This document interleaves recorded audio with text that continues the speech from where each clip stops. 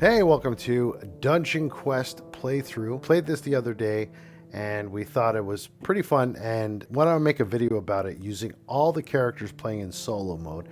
There are 6 characters. Each character will be its own episode. If you're not familiar with it, it is out of print. This is the revised edition. It's pretty simple. You're going to be entering this dungeon called Dungeon Fire, and you're going to be searching for loot, and you're going to be doing that by pulling tiles and making the map.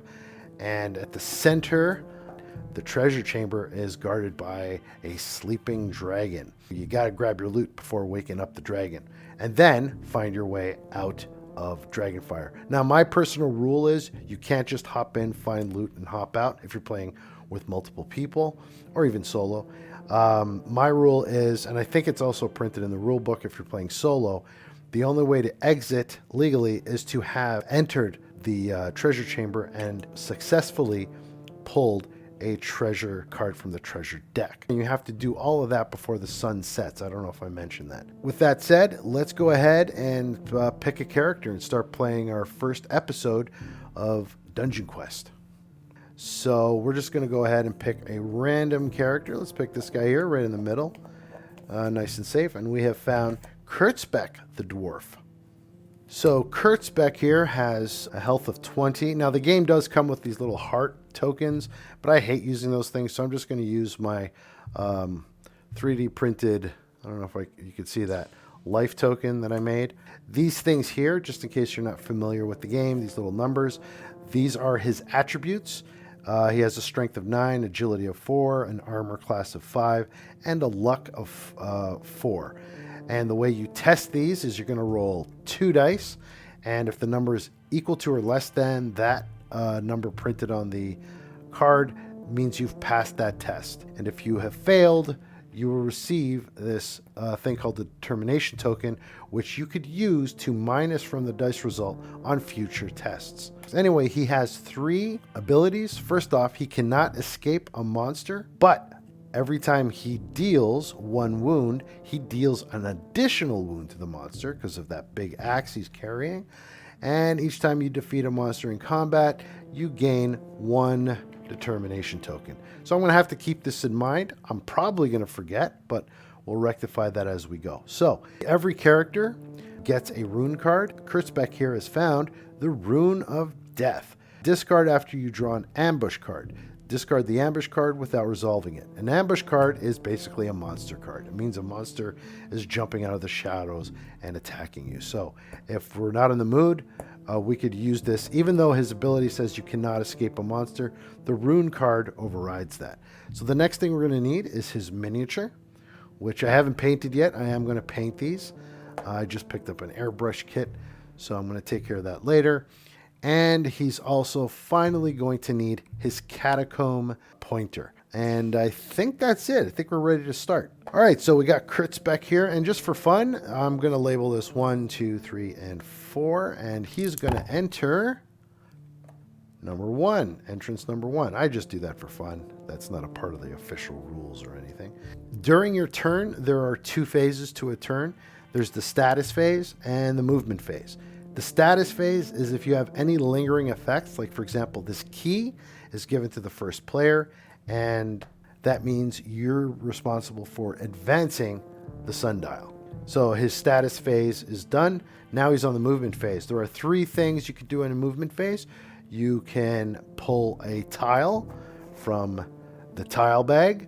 You can search a tile that you're already on, or you may move into the catacombs if there is an entrance to do so. So let's start. We've moved our sun. Now the first thing you got to do is you got to pick which direction you're moving. I don't know if that's an official rule, but that's my rule. So when you pull a tile, there's going to be a white arrow and it has to line up with the direction you moved. So in this case, we've found this tile here, which is a rotating chamber. This is a special effect tile that does something when you enter it. In this case, it rotates. So when you enter it this way, it actually rotates 180 degrees. So now we're on our second turn. I'm going to continue this way. So I'm just going to exit that chamber. And we have found, a trap chamber. Yet another special effect chamber. So we've entered this way, and this means you have to pull a trap card. So let's see what we found. An explosion. Suffer 4 wounds and lose your next turn. So he was at 20. He suffers 4 wounds, so he goes down to 16, if my math is correct. And he loses his turn. So now it's his turn, his next turn. And he loses a turn, so he can't do anything on this. And now it's his next turn. So that kind of sucked, because that really, once the sun starts to set, bad things are going to happen. So we got to continue to move. So I'm going to go here, and we have found a dead end. Oh, this is bad. Now, you could move backwards, and if I move backwards after this turn, I got to do another trap card, which kind of sucks. But this is a dead end, but it does have this symbol at the bottom right corner, and it says to pull a dungeon card. And we have found you may explore the crypt for treasure. If you choose to do so, draw 1 crypt card. So this is the crypt cards here. There could be a hidden passage because this is a dead end, and I really don't want to go backwards to that trap tile. So let's see what we got. Old bones. Roll 1 die. If you roll a 1 to 3, nothing happens. A 4 to 6, the bones spring to life and attack you. You encounter a monster during this encounter, and you cannot escape. Let's go ahead and roll the dice. Hopefully it's a 1 to 3, and it's a 3, so nothing happens. We advance the sun on our next turn. I don't want to go back there, so what I'm going to do, there's a little search icon, so I'm going to pull a search card. Now, hopefully, this search card has a hidden passage. So let's see. Oh, no, there is a passage, but it's not a passage in the upper level. It goes down to the catacombs. So we're going to take this icon, or this token right here. We're going to place it on here, indicating that this is indeed an entrance to the catacombs. So our turn is over. Now the catacombs work in a special way. We are entering our catacombs. So now we're going to take our catacomb marker, which is this little pointy guy here. Now we got to point in which direction we want to go. So I'm going to go this way and hopefully enter the treasure chamber. So we're going to pull our first catacomb card, and it is a horde of rats. You are overwhelmed by a horde of venomous rats. Test your armor. If you fail, you suffer 4 wounds. So our armor is at 5, so we need 5 or less. And we have failed. So we do suffer 4 wounds. So that brings us down to 12 health. All right. Now you're supposed to keep this in front of you. I'm playing by myself, so it doesn't really matter. So our turn is over. We advance our sun during our status phase. And now we pull another catacomb card. And we have found an exit. We are going to exit. You don't have to, because it says you may immediately exit the tombs, which I'm going to do. So what you're supposed to do is you're supposed to count all the catacomb cards that you have. So I have 2, so it's 1, 2. Now I have to choose which direction I want to go. So I'm going to go this way towards the chamber. Now I just got to roll 1 die. And I've rolled a 1. So my character pops up here, and we have found a spider web. So we have found another special effect tile, which is a spider web. Let me pull out the back of the Learn to Play book, and it's a spider web. Immediately move again, ignoring doors and portcullis. If you exit through any other hall other than the hall you entered, test your strength. If you succeed, the chamber normally. If you fail, end your turn. If you begin your turn here, you must successfully test your strength before you can move. So I got to roll a 9 or less to continue my turn, and I didn't. I failed that test, so I receive a determination token, and my turn ends. So I've started my turn on the web. I have to test my strength again. Now I do have that determination token to minus from this roll. So I have successfully passed with a 6, which is less than 9. So I think I'm going to go that way. And I have found a regular chamber. So I'm going to go ahead and pull a dungeon card. And it is an ambush. We're about to be attacked by a monster. Okay, so the way you encounter a monster in this game, there are 2 ways. If you're playing solo, according to the book, what you do is you keep the monster card. This is the monster card here. And You keep it face down. So now you have to decide, are you going to try and run away from this monster? If you do want to attempt an escape, you have to test your agility. If you pass, you continue on your merry way. But if you fail, you do get a determination token and you flip the monster over. There is an escape penalty. That is what you immediately suffer. And now you have to battle the monster. And you do this in solo mode, according to the book, by rolling a dice and consulting the chart in the book. And after each battle, you can decide to try and escape again. If you fail, you suffer that penalty and continue the battle. If you pass, the monster goes away and you have to place this monster token on the chamber you're in. So the next time you come in, instead of pulling a dungeon card, you must pull a monster card. Now, if you're playing with other people, the way it works is the person to your left or right grabs the monster card and keeps it hidden from you. And then you receive 3 hero cards, and the player with the monster card receives 3 monster cards. And you're supposed to pick a card. They're both the same. There's a hero ranged attack, a hero melee attack, and a hero magic attack. And the monster has the same thing. What you and the other player are supposed to do is pick a card, and at the count of 3, reveal the card you chose. At the same time, you just consult your card, and it says monster card. For example, the hero played a magic attack, and the monster played a melee attack. And then you just look at on your card where it says monster card is a melee attack. So that means the wounds dealt to the monster is 0, and you suffer 1 wound. Then you can decide to escape the monster again. If you succeed, the card gets discarded and you put a monster token on the tile. But if you fail, the player will tell you you have to suffer a penalty of 3. So then you take 3 damage and then you battle again and again and again until you kill the monster. But again, you never know what the health of the monster is. So what I like to do, keep the monster cards face down. So this is 1 to 2, 3 to 4, 5 to 6, and then I play a card and I roll the dice, and whatever comes up, that's what's going to happen. That's just the way I do it. So with all that out of the way, let's discard this card. Here's our monster that we're going to face. Now, normally with any other character, you can test your agility to try and escape this monster. However, Kurtzbeck's ability is you cannot choose to escape while encountering a monster. So he can't avoid it, so we're going to reveal it. It's a demon, another demon, with a health of 5. So what I'm going to do is I'm going to play a melee attack, and I'm going to roll a dice. So remember, this is 1 to 2, 3 to 4, 5 to 6, and we have rolled. I can't see it. It's a 5, so it's this card right here. It is a magic, so we deal the monster 1 damage and we receive 0 damage. And because it's Kurtzbeck, this monster will receive an additional damage. And now I'm going to do a ranged attack. We're going to roll, and it is a 3, so it's this card right here, and it is a melee. So we deal 2 damage plus 1, which pretty much kills the monster, and we receive 0 damage. And for defeating that monster, we do receive, because of Kurtzbeck's ability, an additional token.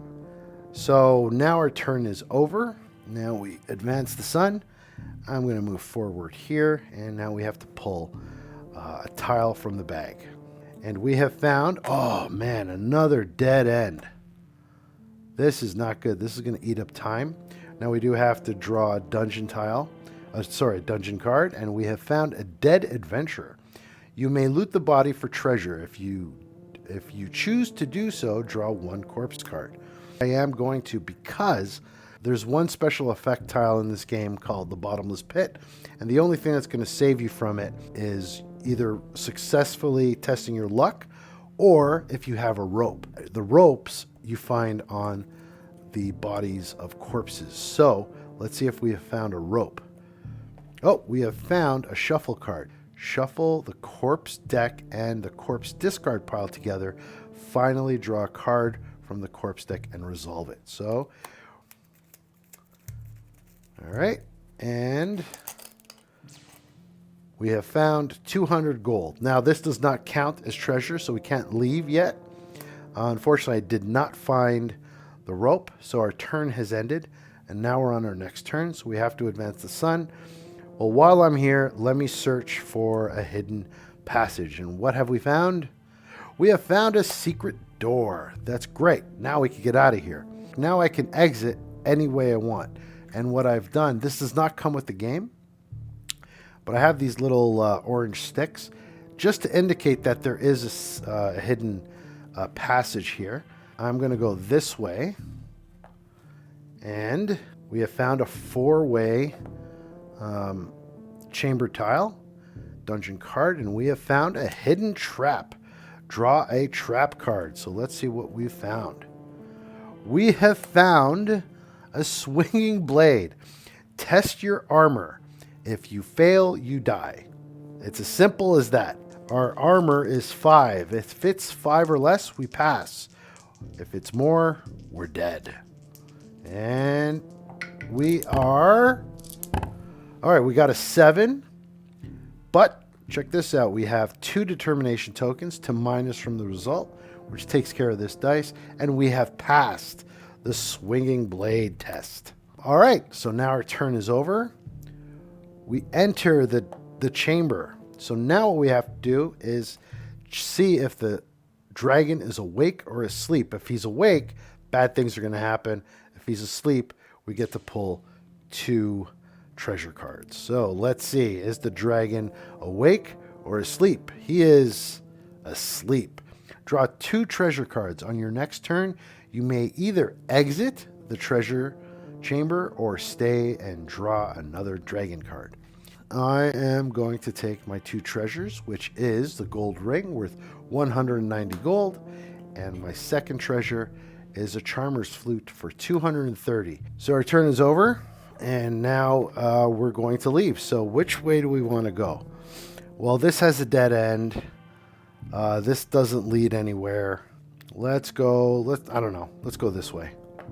Let's see what happens.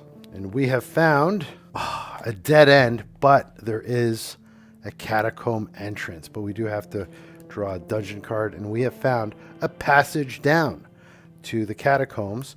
And that would normally mean you would take this catacomb marker and place it on the tile, but there's already a catacomb marker on there, so we don't have to do it.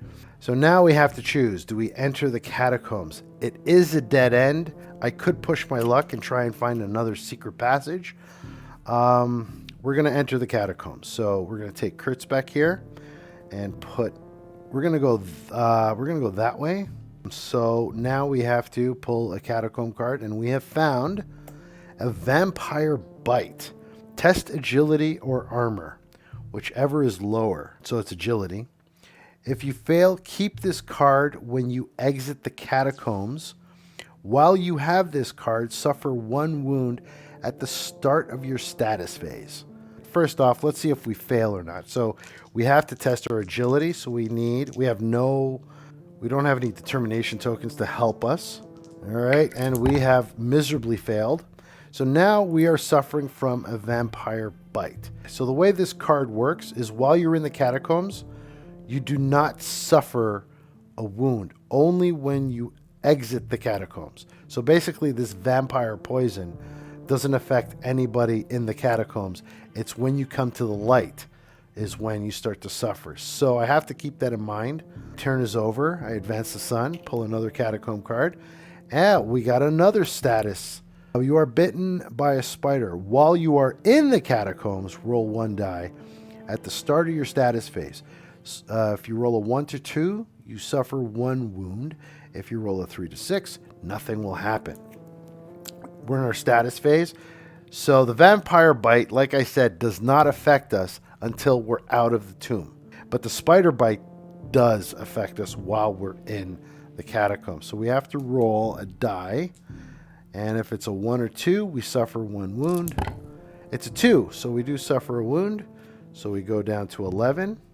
And now we pull another catacomb card, and we have found an exit. So I have three catacomb cards. So we're going to go 1, 2, 3. All right, so I'm going to go this way. 1, 2, 3, 4. Now, if I roll a 6, I'm going to take 2 damage because I hit the wall. And I've rolled a 4, 1, 2, 3, 4, which is perfect. And now I pop out of here. There we go. So, but we do have to pull a dungeon card. And we have found a ceiling collapse. The ceiling gives way. Some paths are blocked by debris while other new paths are revealed. Rotate the chamber you are in 90 degrees clockwise. Ouch, that just cut us off from our exit. All right, so our turn is over. The spider bite is gone. But now that we're out, we do suffer a wound. So now we're down to 10 because of the vampire bite. So I got to advance this. I suffered my wound, which I did premature, but that's fine. Now I guess we're going to go this way. We have found a regular chamber. Now on this side and this side, there are doors. So if I do choose to exit through here, I need to pull a door card, which could be bad. We have found a ceiling collapse. The ceiling gives way. Wait a second. Didn't we just have that? Oh my God, 2 in a row.